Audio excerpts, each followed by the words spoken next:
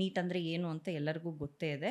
But ಇದನ್ನು crack ಮಾಡಬೇಕು ಅಂತಂದರೆ ಒಂದು ಬೇಸಿಕ್ ಮನೋಭಾವ ಹೇಗಿರಬೇಕು ಒಬ್ಬ ವಿದ್ಯಾರ್ಥಿಗೆ, ಅವನ ಬೇಸಿಕ್ ಪ್ರಿಪ್ರೇಷನ್ಸ್ ಬಗ್ಗೆಯಿಂದ ಸ್ಟಾರ್ಟ್ ಮಾಡೋಣ ಸರ್. ನೋಡಿ, ನೀಟ್ ಎಕ್ಸಾಮಿನೇಷನ್ ವೈಸ್ ಸ್ವಲ್ಪ ಡಿಫಿಕಲ್ಟ್ ಎಕ್ಸಾಮೇ, ಕಷ್ಟದ ಪರೀಕ್ಷೆನೇ. 180 ಕ್ವೆಶ್ಚನ್ ಇರುತ್ತೆ, 3 ಗಂಟೆನಲ್ಲಿ ಮಕ್ಕಳು ಟ್ಯಾಕಲ್ ಮಾಡಬೇಕು. ನೀವು ಅದಕ್ಕೆ ಕಂಪೇರ್ ಮಾಡಿದ್ರೆ JEE engineering entrance exam numerical ಜಾಸ್ತಿ ಇರುತ್ತೆ, ಬಟ್ 90 ಕ್ವೆಶ್ಚನ್. 180 ಕ್ವೆಶ್ಚನ್ ಏನಕ್ಕೆ? 1 ನಿಮಿಷಕ್ಕೆ 1 ಕ್ವೆಶ್ಚನ್ ಸಾಲ್ವ್ ಮಾಡೋ ಥರ ಇದೆ.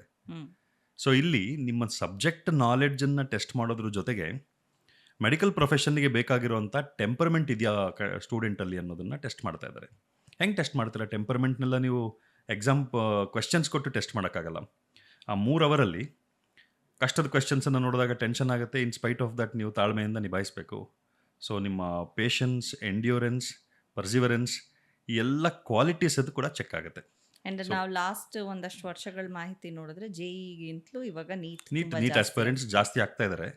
ಬಿಕಾಸ್ ಈಗ AI ಅಬ್ಬರ ಶುರು ಆಗ್ತಿದೆ. ನೀವು ಅಬ್ಬರ ಅಂತ ಹೇಳಿದ್ರಲ್ಲ, AI ಟ್ರೆಂಡ್ ಜಾಸ್ತಿ ಆಗ್ತಾ ಹೋದಂಗೆ people are feeling that medicine is a safer option.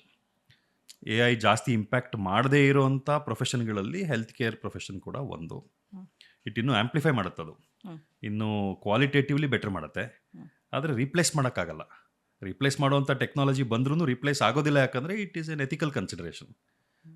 ಅದಾಗೋದಿಲ್ಲ ಅದು. ಪ್ಲಸ್ ಡಾಕ್ಟರ್ ಆಗಬೇಕು ಅಂತ ಅನ್ನೋದು ನಮ್ಮ ದೇಶದಲ್ಲಿ it's a middle class dream. Middle class ಜನಗಳ ಕನಸದು. ಇಟ್ಸ್ ಅ ಪ್ರೆಸ್ಟೀಜ್ ಇಶ್ಯೂ, ಮನೆಯಲ್ಲಿ ಒಬ್ಬರು ಡಾಕ್ಟರ್ ಇರಬೇಕು, ಇದೆಲ್ಲನೂ.